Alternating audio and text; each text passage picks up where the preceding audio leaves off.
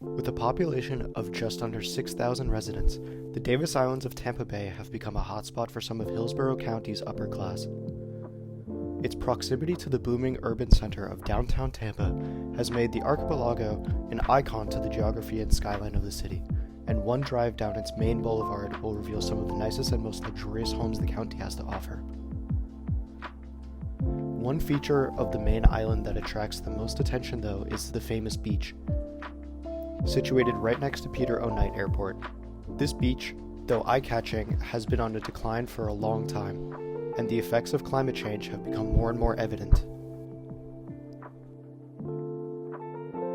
Built upon two man-made islands, land developer D.P. Davis bought the dredged seabed islands in the 1920s for a price of $300,000, a mere $6 million equivalent to today's economy.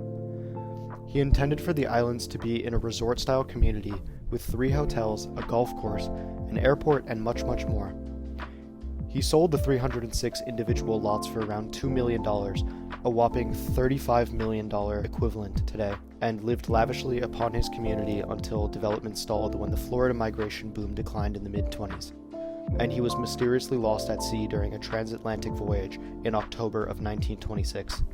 What remains today are numerous antique Mediterranean-style homes and buildings used for both residential and retail property. One of the most unique-looking buildings of the islands is the Palace of Florence apartment building, located on the main strip. From rising sea levels to widespread microplastics littering the beaches, Davis Islands, and more broadly, the coastal regions of Florida, are at the epicenter of the global issue of climate change, and the results are becoming more and more evident as days go on.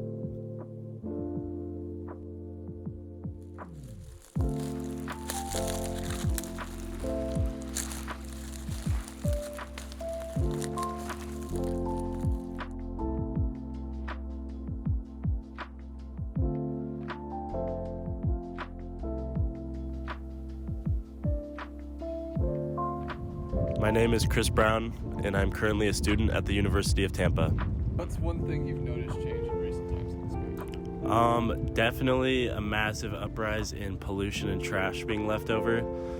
The beaches have been getting more and more populated, especially with the recent nice weather we've been getting. And there's been a lot of people not picking up after their pets, a lot of people not picking up after themselves. If you spend 5 minutes walking up and down the beach, you'll see a lot of plastic laying around, both in the sand and also floating around the water.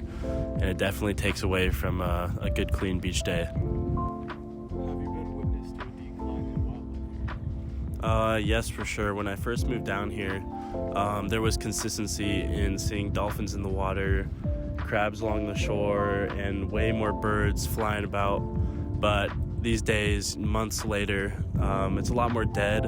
A dolphin is a rare spotting in the waters, and any of the birds that are here are usually just picking through leftover garbage on the beaches. So What are some things you think that people can do to help preserve the beach? I think a big thing is just being smart about what you bring to the beach. Maybe use reusable water bottles instead of plastic ones. And then definitely just be cautious about where you leave the stuff you need to get rid of. Definitely never come to the beach, or never leave the beach with less than what you came with. Always throw out what you bring. And then there's trash cans everywhere. It's really not that hard. Even if it's not your mess or your trash, just go over to it, pick it up. It takes 5 seconds to make the beach a happier, cleaner, and better place just to hang out. So definitely leave the beach cleaner than it was when you arrived. That's always a good mindset to have. There definitely are the resources to keep these places clean. It's just a matter of our own willingness and our own love for the natural beauty of this place. So yeah, no, I'm jazzed and ready to get to work to fix up this land. Hopefully we can find a way to turn it around in the future. Various organizations have put forth efforts to tame this issue, but with a constantly rising population, the problem keeps folding over itself. Beach cleanups are a good way to start, however, as any effort is positive. As the Hillsborough Environmentalist Committee states, it is our responsibility as citizens to check the human wants against environmental needs. The river and its flow areas remain a work in progress, Though with the River Board and mobilized groups of environmentalists as well as concerned citizens, the river's health will remain a priority for years to come.